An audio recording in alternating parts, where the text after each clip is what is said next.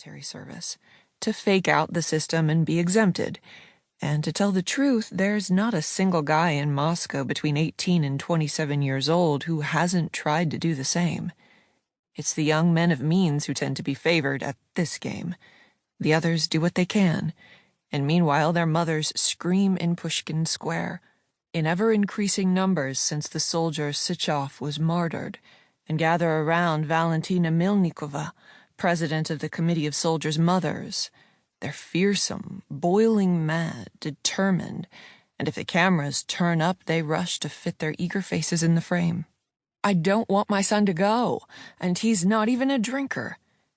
When reprieves run out, the next option is the false medical certificate, bought for an arm and a leg from doctors who slip the cash directly into their breast pockets, and the families who've been bled dry go home and get smashed in relief. If this doesn't work, and when anxiety has bitten down night after night to the quick, then come the direct attempts at bribery. These can be effective, but slow to put into action, and meanwhile time is galloping past, investigating the networks of influence within administrations, identifying the right person, the one who'll be able to intervene. All this takes a crazy amount of time. And finally, when there's nothing left, when it's looking hopeless, there are women. Find one before winter and get her knocked up. This is all that's left to do because at 6 months a pregnancy will grant an exemption. So there's no time to lose. The guys get worked up, the women too, not wanting to see their sweetheart leave for military service. Might as well say go to war, or coveting conjugal salvation when most of them are single and ashamed of it. Things heat up and soon the condoms are tossed aside. The act is done on squeaking mattresses, and they stick it to the army. They give it the finger. A girlfriend to save me. That's where Aliocha was at 6 months ago. Aliocha, who doesn't have a mother anymore and no money. So night after night he shaved, slicked back his hair with drugstore gel, and put on his best threads.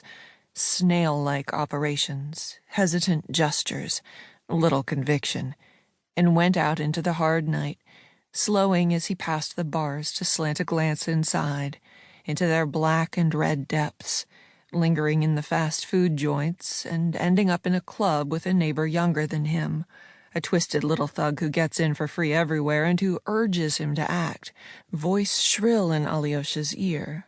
Go on, you've got to make an effort. She's not just going to fall in your lap.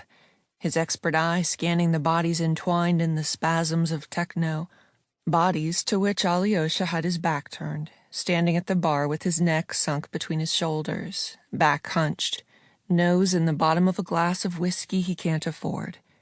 Soon all he did was wander through the giant city where he lived with his grandmother, sitting in staircases, waiting in the courtyards of apartment buildings. He had given up, abandoned the thing that had never begun, this humiliation, this scheme. No woman had ever come to save him, not even the one who walked through the schoolyard in his dreams, fatal and serene, long red wool coat, black leather gloves, gray fur shapka, blonde hair beneath, a planet unto herself. No, especially not her. They left Novosibirsk in the enormous central station, high walls of a milky green, tiled hall with the acoustics of a city pool, an icy temple. Alyosha is scared. Siberia. Fuck. This is what he's thinking, stone in his belly, as though seized with panic at the idea of plunging further into what he knows to be a territory of banishment, giant oubliette of the Tsarist Empire before it turns gulag country, a forbidden perimeter, a silent space, faceless, a black hole.